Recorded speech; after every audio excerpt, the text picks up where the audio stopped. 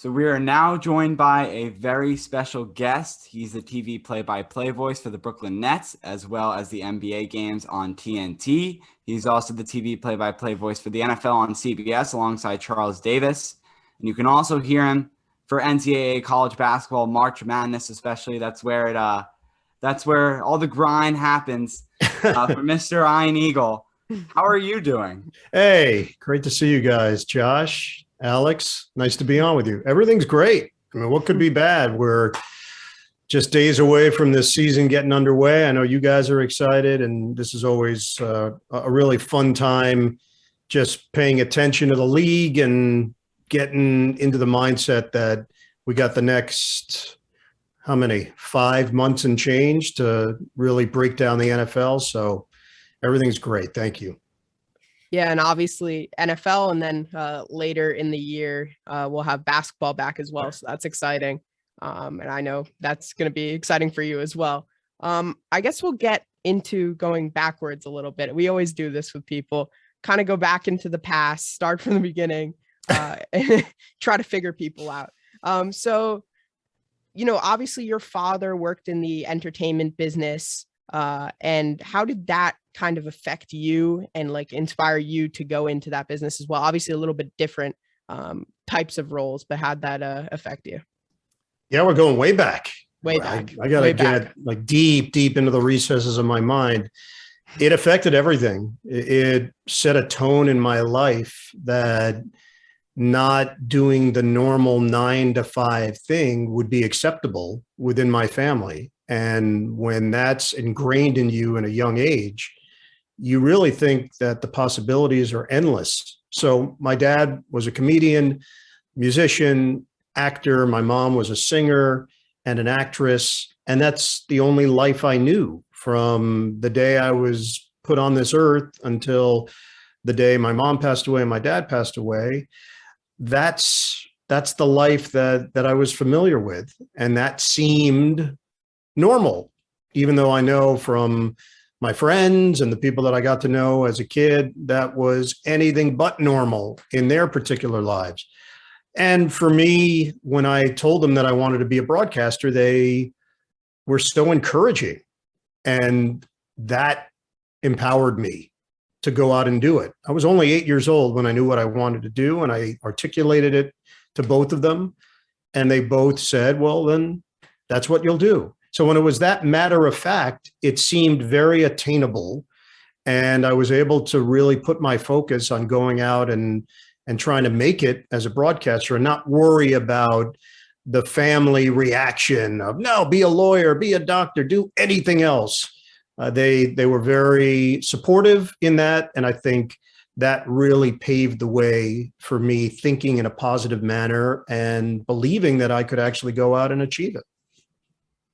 I have another question here that is, I don't want to call it like a softball, but I'm sure it's either the answer of, there's not a specific and it's every single one that I love. But I do have to ask the question of, is there a favorite sport that you do love to call and it really is in your heart? I don't know if I could answer it definitively because I really don't have that answer. I've been doing these 2 sports for so long that they very much are a part of my day-to-day life. I think about the NFL and I think about the NBA every single day of the year in some way. College basketball flashes in and it dominates my calendar for a period of time. And then for the most part, I turn it off and then I get back into the mindset for it when it's time to get refocused. But football and basketball are just dominant parts of my existence. And if you put me in a football stadium to call a big NFL game or to do a radio game, I have the same energy, enthusiasm, and passion as I would going in to call a big NBA game or a midweek NBA game locally, nationally, whatever it might be. And then the NCAA tournament, I must say, that brings it to this other level because there's so much work involved. There's so much preparation. And the way I've always viewed it, I've done the tournament since 1998. So we're talking about 24 NCAA tournaments, albeit as we know, 2020 didn't happen. So 23 total tournaments, 24-year period where it was a thought in my mind every March. I take a lot of pride in making sure that the kids, the players, they're 18, 19, 20, 21, sometimes a little older than that they get their just due, that they've gotten to this stage, which is for many of them the biggest stage they'll ever be on. And I just want to make sure that I tell their story correctly. And while that might sound or feel a bit cliche, I do feel that sort of pressure in my mind when I do these games, that their family is watching, that one day they'll watch this game back with their kids or their grandkids. And the hope is that the announcer was on top of it and did a really good job of telling that story and being a conduit for the kind of drama that you get in those moments to the audience. And it goes down in history. These NCAA tournaments, to me, mean something. Every year, somebody else emerges that you didn't expect. And you want to make sure that you're doing yeoman's work in that area and that you've got it covered. I also wanted to ask you, because Alex and I attended the sports broadcasting camp hosted by Dave Popkin and Tim Capture, where you spoke. And, you know, I don't remember the story, and that's why I want you to retell it, because I really just remember the funniest part, where I believe you were talking about when you called your first boxing match, I think, and the person you were calling it with, when you told them you were having lunch with them, and you told them, yeah, this is my first time, and he thought you were joking. Do you know what I'm talking about? Yeah. So that's under the umbrella of saying yes, of getting into that mentality of, if someone offers you something, don't hesitate, don't overthink it, don't overanalyze it, say yes, and then do everything in your power to prepare yourself to go out and do it. So I've had that a few times in my career where I've done sports that I hadn't done before, obviously, when you're doing it for the first time. Golf, first time I ever called golf, I was at the Masters, and it was the first golf event I ever attended. And for many people, I recognize the idea of just going to the Masters would be a lifelong dream come true. And for me, I was working the event, and I had to familiarize myself and make sure that I was prepared. Track and field, same situation. Had never been to a track and field event, ended up calling track and field the outdoor championships in the NCAA for 8 years until CBS lost the rights to ESPN. Tennis, same deal, volleyball, on and on. So boxing, I got a phone call in 2000. It was right after my third NCAA tournament. So 98, 99, 2000, I had done now 2 NFL seasons. And the woman that called me said, hey, Ian, you do boxing, right? So that's a bit of a leading question. I said, oh, yeah, I do the hell out of boxing. Are you kidding me? Great. We've got 4 fights for you. And I went out to Vegas to call the first fight. I called the producer, told him, hey, send me whatever you got. This is back when we had VHS tapes. And he sent me 60 hours of boxing coverage from CBS from previous years. And I poured through the tapes and I started jotting down notes, vocabulary, nomenclature, how you use certain terms, all of it, and studied the sport. I was a fan of boxing, so I had a working knowledge. And I go into Vegas. I'm getting ready for the fight. It's Obed Sullivan against David Tua. And my boss, who happened to be in Vegas, completely unrelated to the boxing match for a convention, said, hey, I want to take you to lunch. So we go to lunch, and he had a chicken Caesar salad. I had chicken wings. I don't eat very well. I eat like a 12-year-old. And as he's eating his lunch at the MGM Grand, he said, well, tell me about your boxing experience. And I said, well, Terry, his name's Terry Ewert. I said, Terry, I've never called a fight. He said, really? And I said, Terry, look, let's just be honest here. I've never been to a fight. And now I see little beads of sweat forming above his lip. And he said, really? And a little more concerned in his, the first really was inquisitive, really? Second really was more like, really?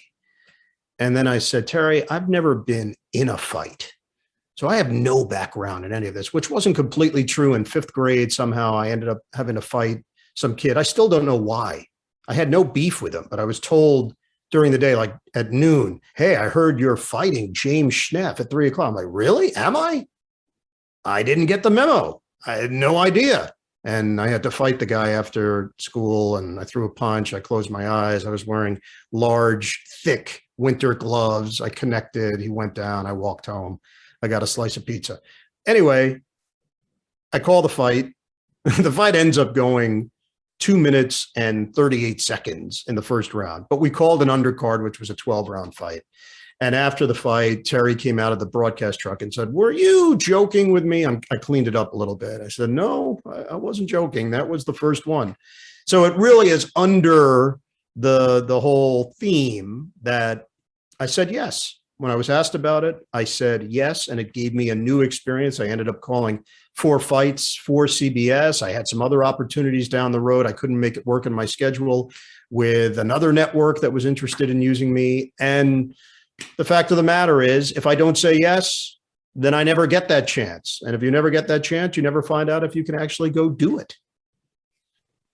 So obviously you prepared a lot more for your first time doing boxing coverage, but Yeah. with NBA, with NFL, what's the process like for preparing? Obviously, it's different with the NBA because you have a limited time to prepare compared to the NFL, where you have the whole week. Usually, in most circumstances, where NBA you have a day or two. How do you prepare differently for each of those events? Yeah, great question. NFL, you're building towards an event. So each day you're chipping away. My goal on Monday is to put my previous week's game behind me, turn the page, and start to really get the skeleton of the board that I will use for each team. My week 1 game is Buffalo and Pittsburgh. So Monday of that game, I'll start filling in some of the blanks. Who's where, starting offense, backup offense, starting defense, backup defense. And then as the week goes on, I'm still accumulating notes each day for each team. And I'm doing it in a very general way. And then by Friday, I start to hone in and try to get those larger notes into a smaller type of folder so that I can now digest it and present it when I need it. And it's a lot of notes, but not all of it makes air. Saturday is more of the personal connection with the team, talking to the coach, talking to players, and then using those notes to enhance the broadcast on Sunday, personalizing it in some way. We spoke with Coach Tomlin. He told us this. We sat down with Josh Allen. He mentioned this, trying to go beyond what's been in the newspaper all week or on websites and get a little bit more specific with the matchup, with the storylines. And then Sunday, obviously you got to let it rip. And all the prep that you did, it's a combination of your preparation and your performance. And you've got to be able to combine and marry those two worlds. If you've prepared well, it allows you to perform better. If you have not prepared well, odds are your performance is going to suffer because you don't really know your stuff, and vice versa. If you don't perform well, your preparation means very little. You could have all the information, but if you're not presenting it in a way that can be understood by the audience, then you're not doing your job. So I try to remind myself of that every week with the NFL. You're building towards this big event, and then you get 3 hours and you get no do-overs. You get one take on these calls. That's it. So you've got to be sharp. You've got to be highly immersed in what you're doing. And your concentration level has to be at an all-time high every week. No matter what's happening in your life, whether you got a good night's sleep, whether your kid is sick, whether you had a bad seatmate on your flight, nobody cares. Nobody's concerned. They're only concerned about the participants in that game. Are you identifying them correctly? And are you doing a good job of conveying the drama and emotion in the game that you're covering? That's your job. That's it. So that's how I focus in on football. Basketball, it's a bit more superfluous. I'm doing the Nets game, so I've got a board that I've done and I update throughout the season with the Nets, but the general information, what year is the player in? What college did he go to? What's his height? What's his weight? What's his age? What's his hometown? What year was he drafted? What draft pick was he? How was he acquired by the team? All of that is basic rudimentary stuff. Then you delve deeper. Scouting report. What does he like to do? What's his reputation in the league? How much money does he make? What are his shooting percentages that season for his career? All of it. College career, go deeper. High school career, is there more? I'm always looking for more. It's all about in-depth, going beyond the obvious. And that I've gotten down to a science. I could probably do one team based on the information that I've collected through the years and new information that I'm updating. I can probably knock out one team, that general information, in 4 hours or so, give or take, depending on the team. So now you have to budget your time in the week. When I've got 3 NBA games and 2 NFL games, because I often do a Thursday game on radio, you've got to be really smart in how you compartmentalize and how you balance your schedule through the week. Every waking moment that I have to prepare, I use. That's how I view it. That's part of the job. And if you're not doing it that way and you can sleep soundly on Saturday night before your game, more power to you. I would not be able to. I need to know that I've got every stone covered and nothing has been left unturned when it's time to do the game. So kind of alluding to what you were saying, because you were going on to that already, is your talking points. When it comes to NFL versus NBA, there's the 15-man roster in the NBA. There's a 53-man roster in the NFL.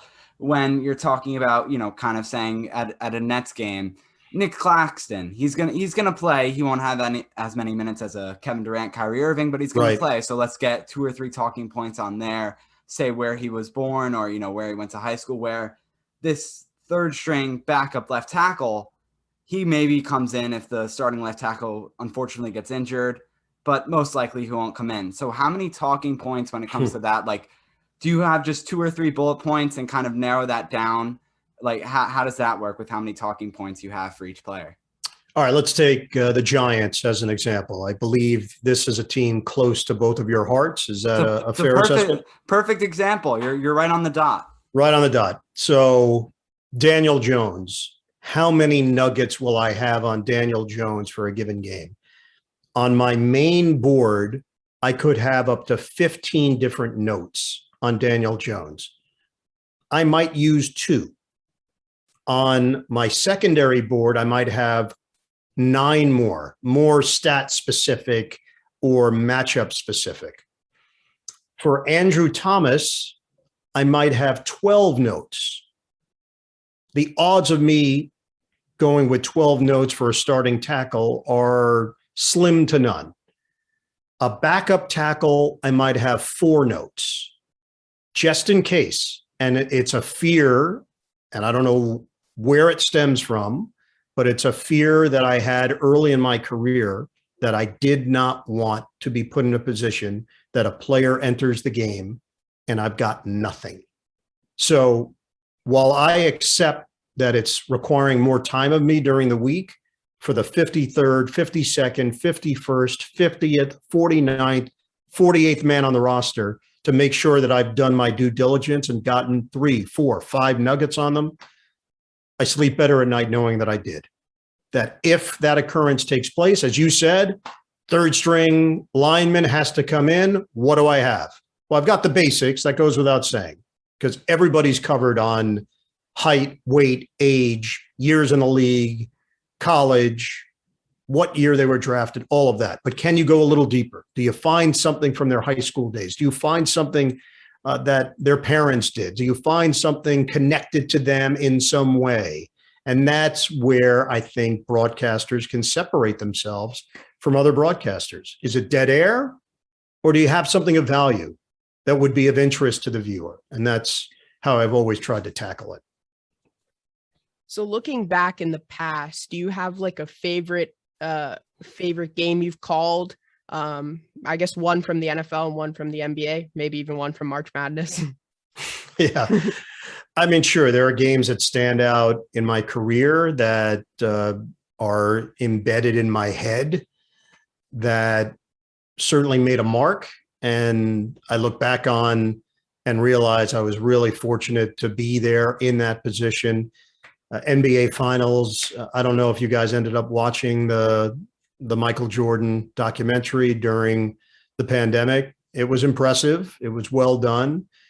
And I was fortunate enough to call the world feed on the NBA Finals for a bunch of years. And one of them was that I wish, the Bulls Jazz series when Jordan hit the shot over Brian Russell in Salt Lake City. And I was calling that game on a world feed. So the game went to the United Kingdom and Israel and Indonesia, Philippines, different areas around the world. And that game was incredible.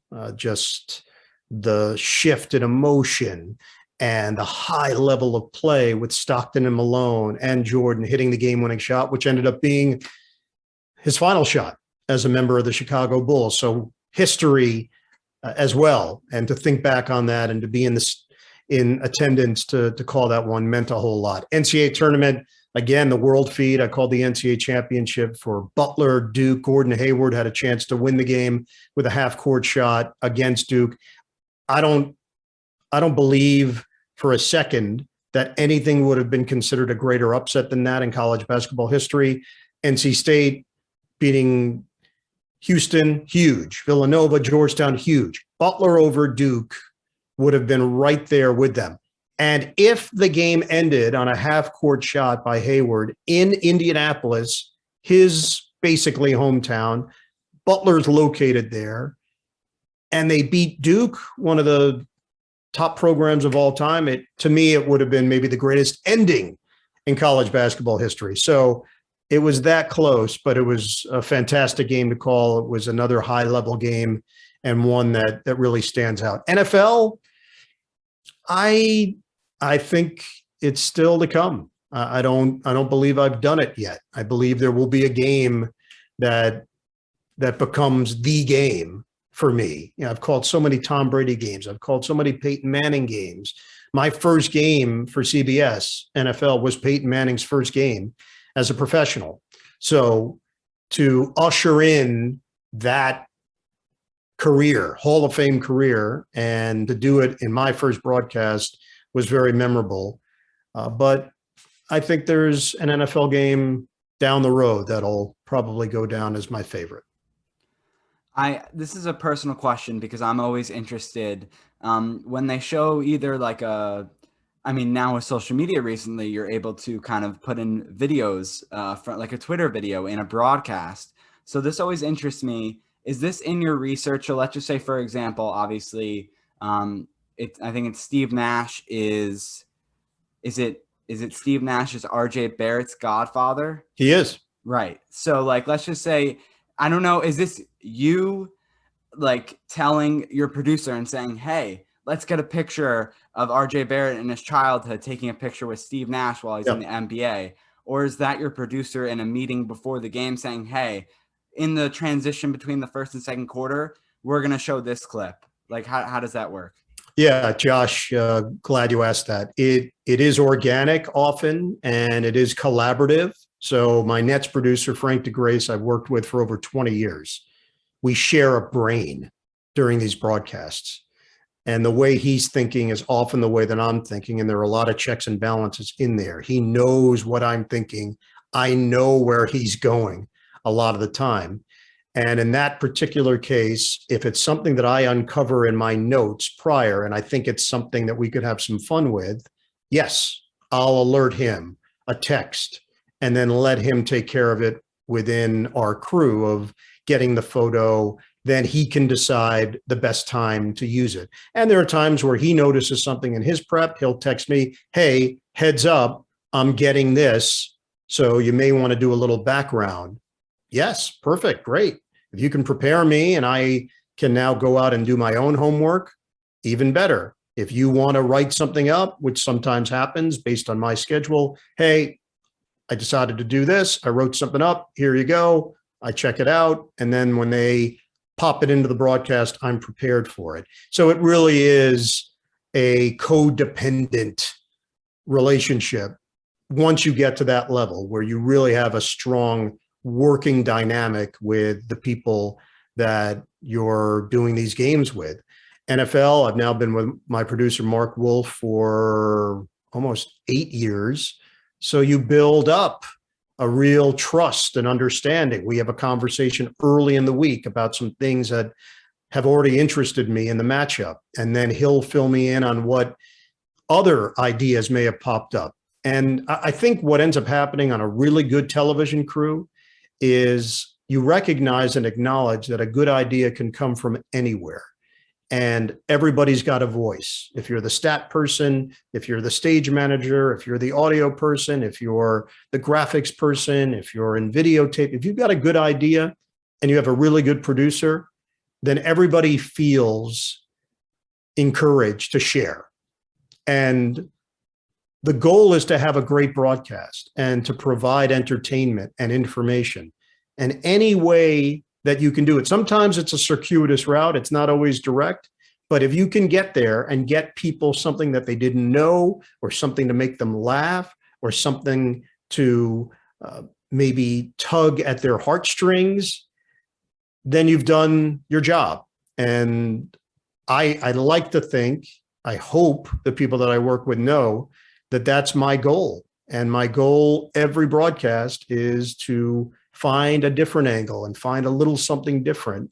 And everybody feels empowered to bring something to the table.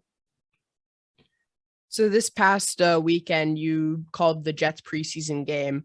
And obviously there was that Hail Mary at the end with the 2-point conversion to tie the game there. So it's weird, right? Because it's preseason. So you can't get like too excited. You can't go too crazy. But then you also need to make it entertaining. Like how do you find the balance between that? Yeah, Alex, for me, I have always viewed it as you've got to go out and deliver. That's your job. If you're a passive observer in the broadcasting role, then you're not doing the game justice. And I just know if I was at home watching, even in a preseason game, a last play of the game, that means nothing, that eventually people will forget about. But if it would lift me out of my seat and make me jump up, then as an announcer, if I'm not conveying that, then I'm failing at my job. I'm supposed to be an extension of the audience in some way. I happen to have a microphone on and a headset and a pretty good view of the game. So I have to be genuine in the moment. And my genuine reaction, even in a game that meant very little, was it's a Hail Mary. And a Hail Mary is exciting, no matter what. So I called it, did I call it like it was the Super Bowl? No. But did I give it a little extra oomph because it's pretty special? Yeah. And for James Morgan, it might be his greatest NFL highlight. We don't know in his career. He might look back on that thing and say, man, that's the best thing I ever did on an NFL field.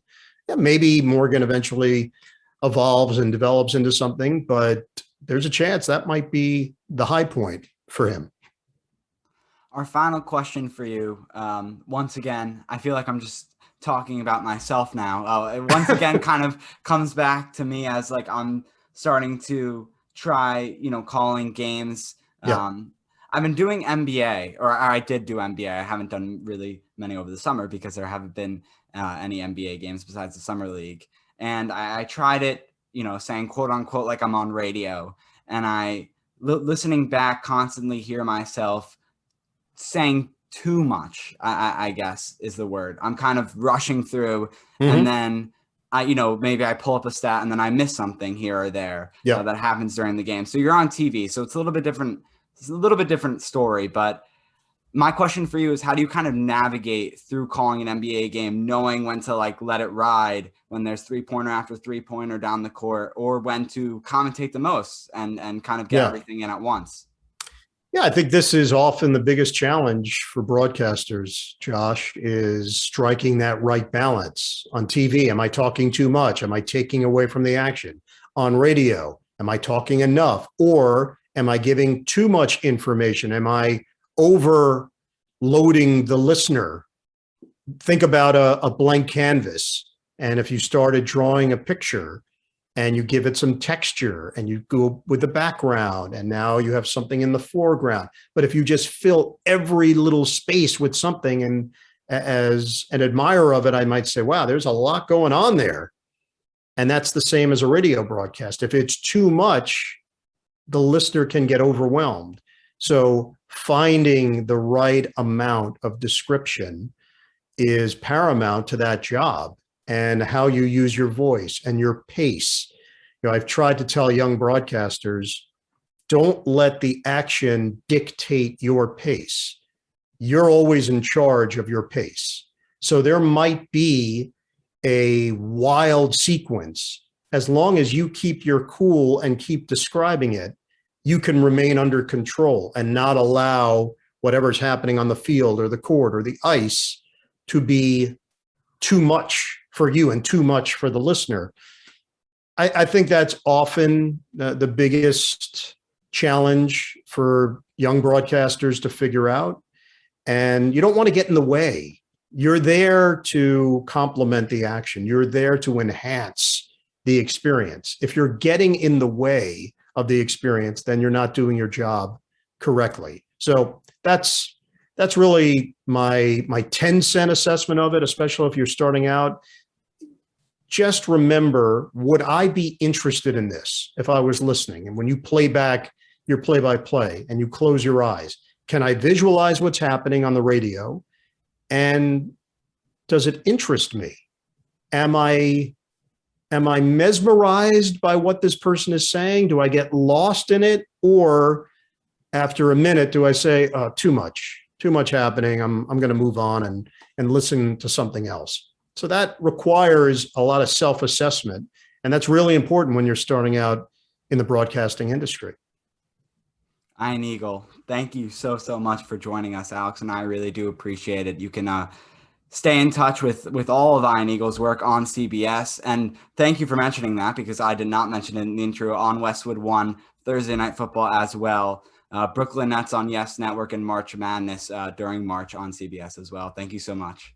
Josh, Alex, a pleasure. Good luck to your Giants. I know you're expecting big things, so hopefully this is the season for Danny Dimes and company. Hopefully.